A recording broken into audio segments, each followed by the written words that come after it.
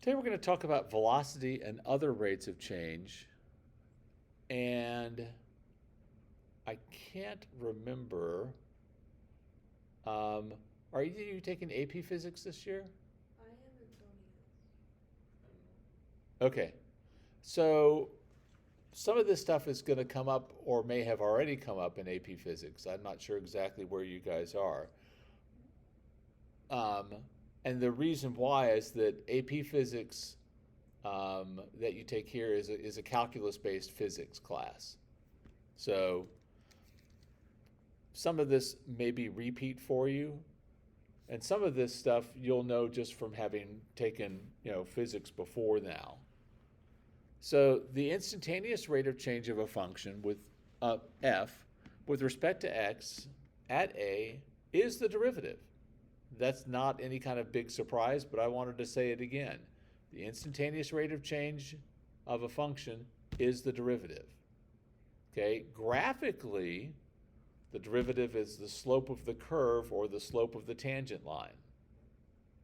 Right? There's lots of different ways to think about the derivative, and depending on the context of the problem, you may have to think about it one way or another.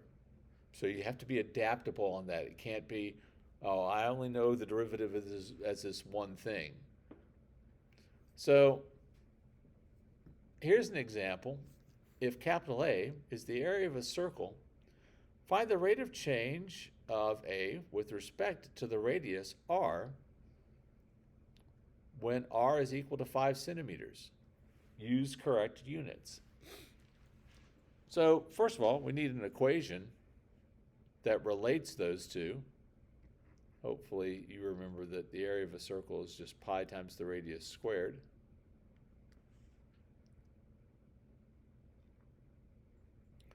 And it says, find the rate of change of A with respect to the radius r. That means that we're taking the derivative with respect to r. So, r is like x has been and all those other things. That's one of the other things you have to be mentally adaptable about, is that, not every unknown is x. So the derivative of A with respect to r, dA dr, we keep the pi, and the derivative of r squared with respect to r is 2r.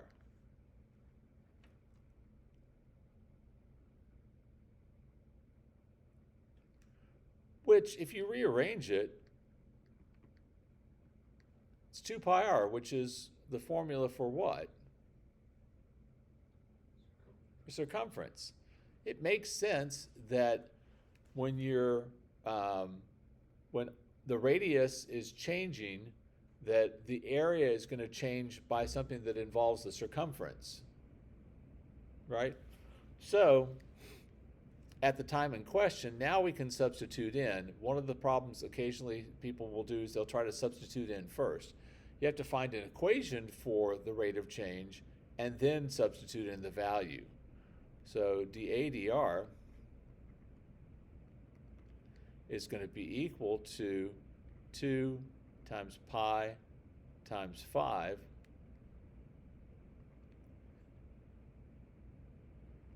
which will be 10 pi. And since this is area and this was centimeters, this is square centimeters per centimeter. And you may ask, can you just change that to centimeters? And the answer is yes, but I would just leave it like this because that communicates what's happening. The area is changing by 10 pi square centimeters for every additional centimeter in radius. Right? I think this speaks a little bit better to what exactly is going on. This is also why when we do acceleration in a few moments, that I don't like saying feet per second squared. It's always bugged me because I'm like, what exactly is a square second? It's really feet per second. It's how fast is the velocity changing every second. To me, that makes a lot more sense in terms of what's happening. So you spend a lot of time in AP Physics looking at motion along a line. So if we suppose that an object is moving along a coordinate line, so that we know its position S on that line as a function of t. So S is f of t. So just as a reminder, the displacement of the object over the time interval t, from t to t plus delta t, is delta s. The change in s is f of t plus delta t minus f of t. That's just change in position. And the average velocity of the object over that time interval is delta s over delta t. It's a change in position over the change in time.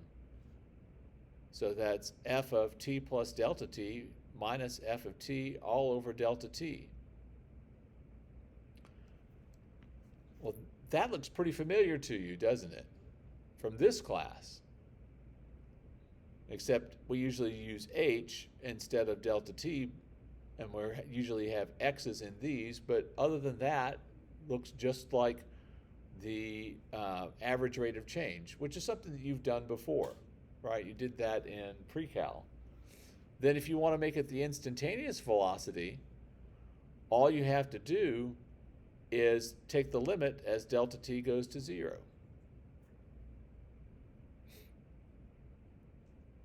So notice that that is ds dt.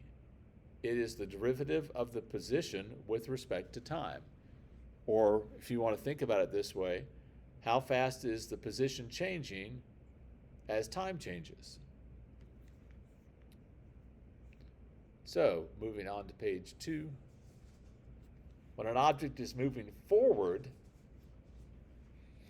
that is when s is increasing, the velocity is positive.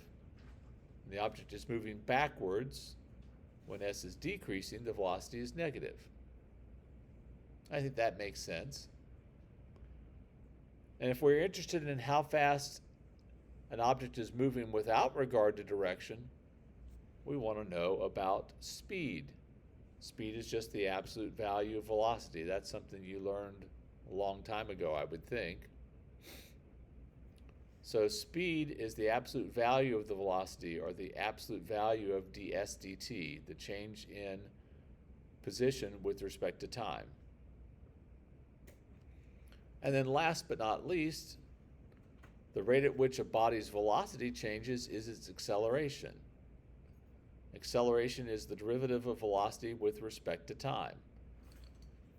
So the acceleration at time t is the derivative of the velocity with respect to t, which is the second derivative of position with respect to time.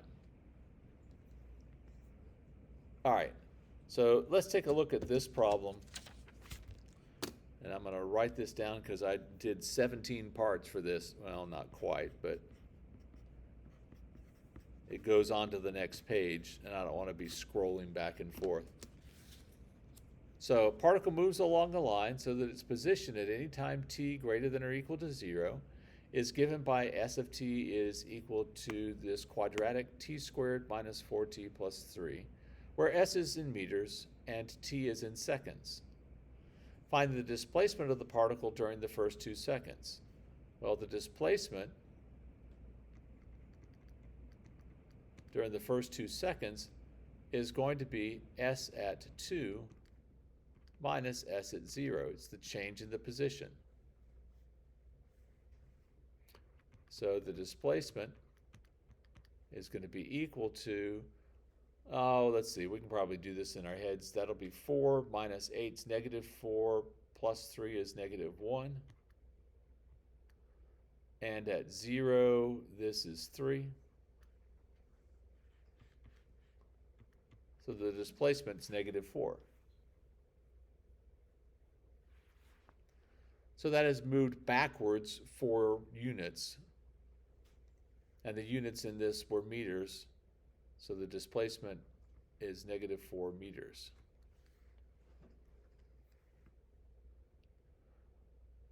Now we want to find the average velocity during the first 4 seconds. Remember, average velocity is the average rate of change of position. Those two are equivalent to one another.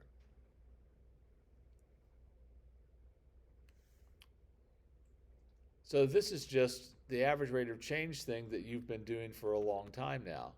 Average velocity is going to be s at 4 minus s at 0 over 4 minus 0. So it's the displacement over the change in time. Yeah, we can do that. So at 4, that's going to be 16 minus 16 is 0 plus 3. S at 0 we already found to be 3. All over 4 is 0 meters per second.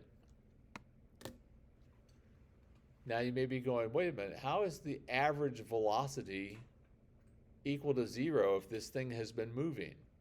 Well, remember, it's moving not just in one direction, it's moving forwards and backwards. So if you were doing laps in a pool and you swim a lap, when you get back to where you started, your displacement is 0. So your average velocity is 0. Now your average speed is something else entirely. But your average velocity would be 0 because your displacement was 0. All right.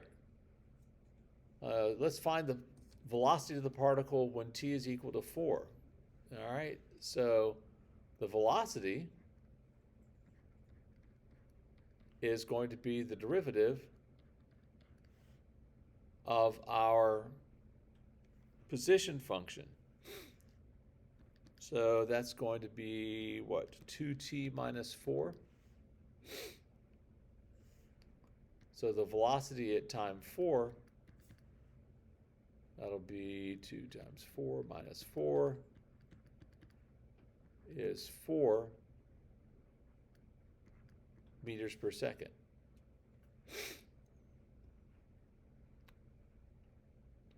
Now let's find the acceleration of the particle when t is equal to 4.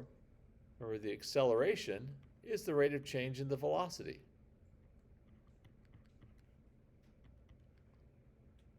So taking the derivative of our velocity function, we find that the acceleration is actually constant. So the t equals 4 ends up having nothing to do with it. The acceleration at 4 is going to be 2 meters per second. And if you want to write meters per second squared, I'm not going to make a federal case of it. I just think, again, it speaks better to what's going on. We're measuring how fast is the velocity changing.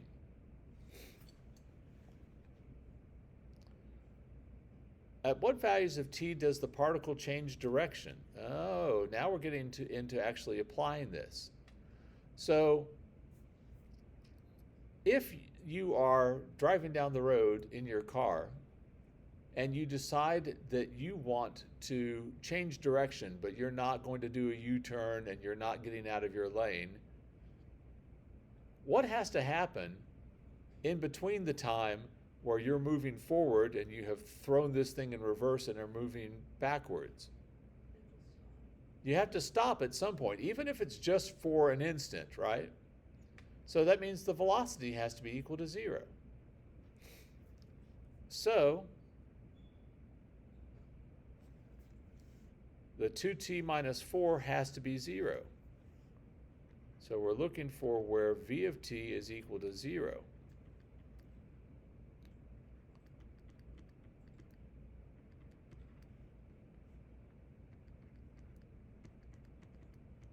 Now, there's one other piece to this, though.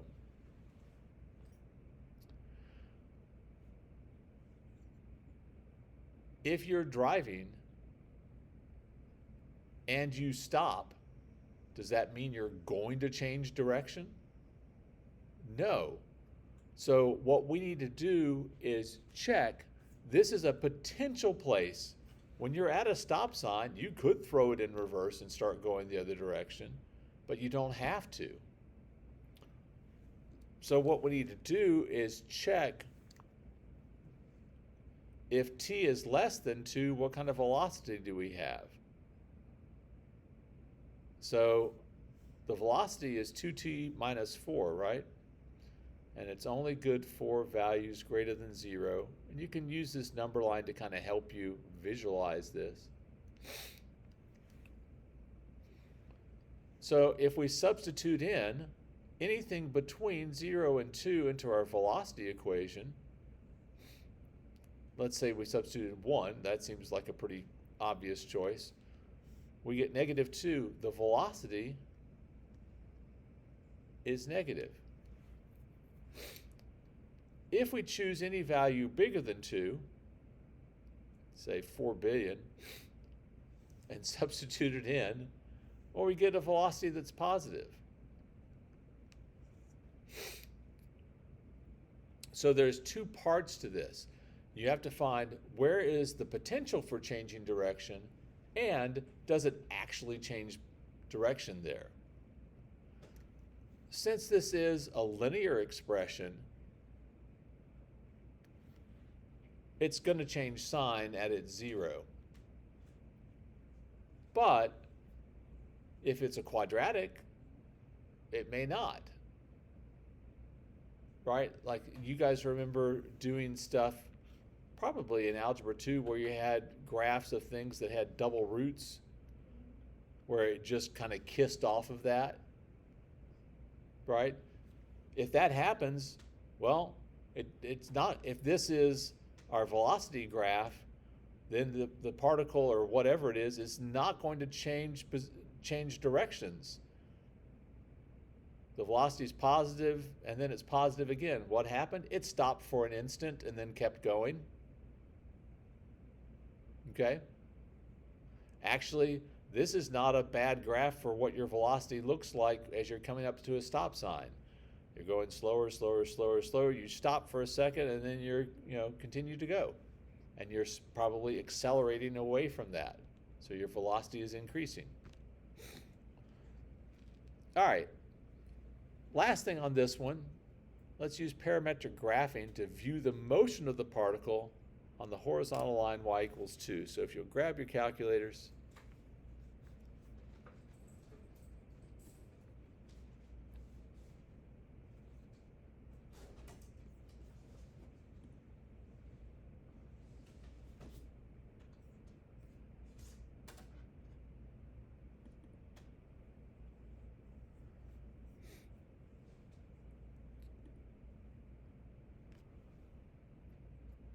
All right, so if we just go into y equals, we don't get parametric. Did you guys use parametric mode last year in pre-cal at all to graph things? Did you do anything in parametric?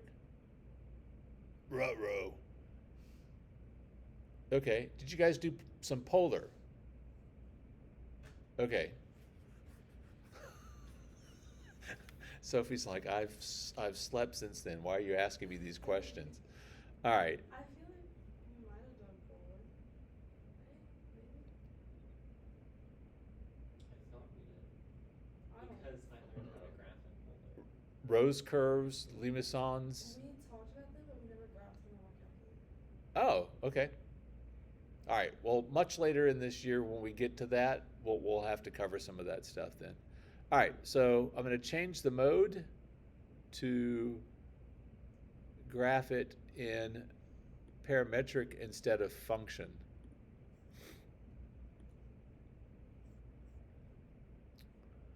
I'm going to go back to y equals. So I'm going to make my x coordinate be my position function. So t squared minus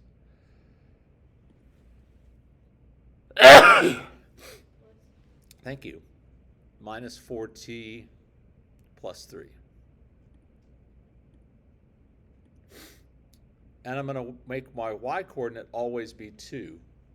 And the reason I'm going to do this is it makes it easier to see it. If you do the y-coordinate as 0, it's on the x-axis, and it's really hard to see. All right, I'm going to tell it to zoom standard, and then I'm going to make it better. So if you do zoom standard, so unless you watch really, really closely, that thing graphs so quickly it was hard to see. So let's do 2 things to make this better. First of all, I'm going to go to the window and make my t-step smaller so that it doesn't go quite so fast. I'm going to do 0.01. Second thing, I'm going to go back to my y equals, excuse me, and I'm going to change this to that little bouncy ball thing. It's you hit enter twice.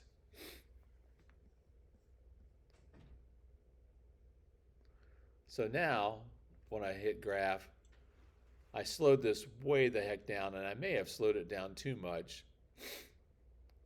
But you can see the motion. It started at 3, and it's moving to the left. It's going to continue moving to the left until t is equal to 2, which is when it changed directions. Man, that's slow. Probably shouldn't have made my t-step quite that small. And now you can see that it's changed directions and is slowly moving back the other way, although the velocity will be increasing. So eventually it's going to start speeding up.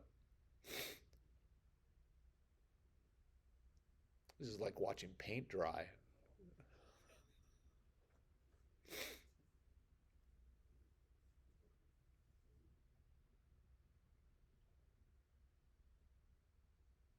And it finally is starting to speed up some. I'm going to stop this because that's just painful. Okay, all right, so I overshot this. I'm going to make it 0.05 instead of 0.01. It'll go 5 times faster. Let's see if that's better. Oh, yeah. So I can see that it's slowing down, and then it turns around and goes the other direction, and that it is speeding up as it continues to move to the right. Okay, that just is a helpful thing. You're never going to be asked to do that on, a test or a quiz or the AP exam, but it is sometimes helpful for being able to see the motion. Okay? All right. So let's take a look at this one. Dynamite blast propels a heavy rock straight up with a launch velocity of 160 feet per second so that it reaches a height of s equals 160 t minus 16 t squared feet after t seconds. And one of the questions is, how high does the rock go? Well, when the rock reaches its maximum velocity, or its maximum height, what happens to its velocity? Yeah, it's got to stop, right? So the velocity is going to change from positive velocity, because it's going up, to negative velocity when it's going down.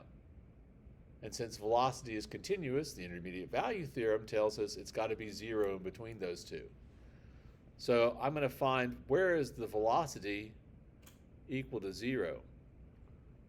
So v of t is 160 minus 32t equals 0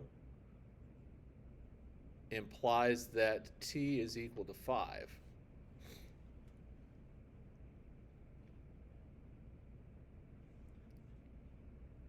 So then how high the rock goes, s of 5 is 160 times 5 minus 16 times 5 squared.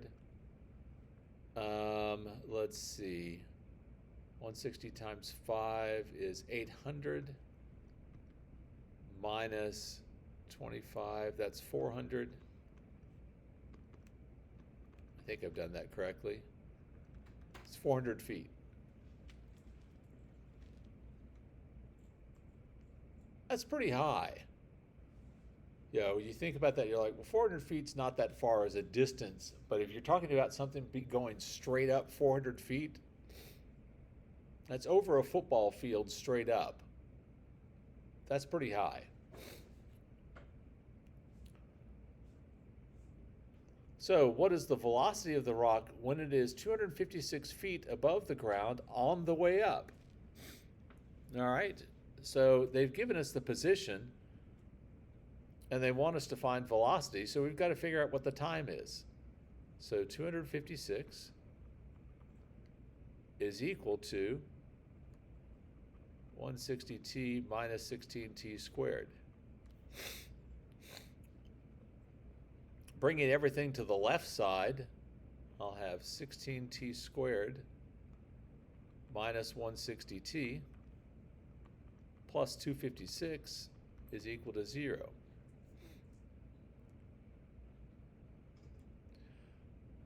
These type of problems, they're one of two types. Either they're cooked up so that you can factor them and solve easily, or it's something where you're going to use your calculator to find it. You're not going to have to do really ugly factoring or do the quadratic formula. So this one is cooked up to factor nicely. I can factor a 16 out of everything.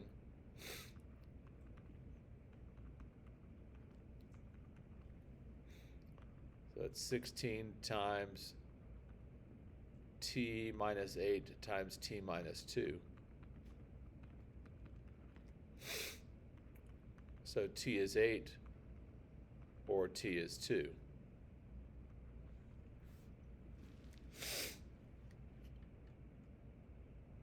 Which one of those two times is on the way up? 2, because we know that at 5 it starts coming back down. So the velocity at time 2 is 160 minus 32 times 2, which is 96 feet per second.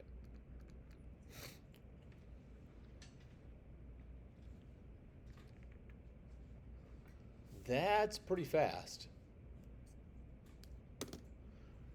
By the way, if we were to find the velocity at time 8,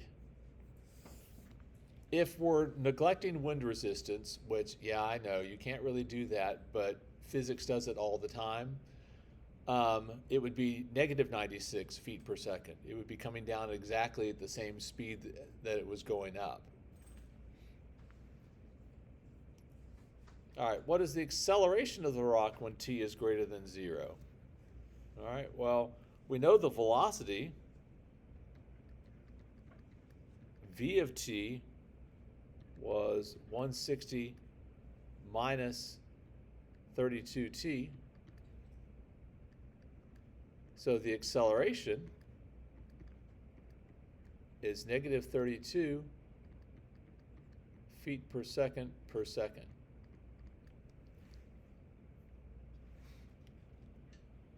Which is, on Earth at least, the gravitational constant.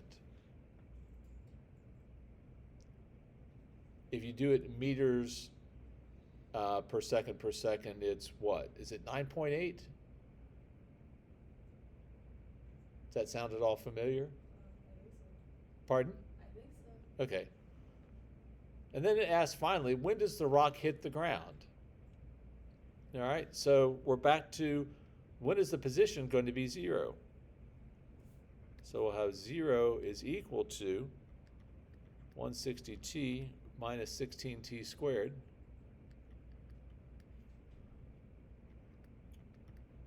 So factoring out a 16t out of both of those, we get 10 minus t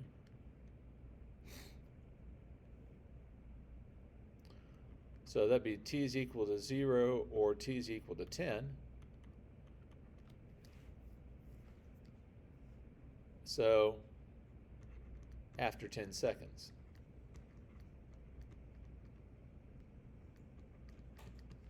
Which makes sense. At 5 seconds, it was at its maximum height.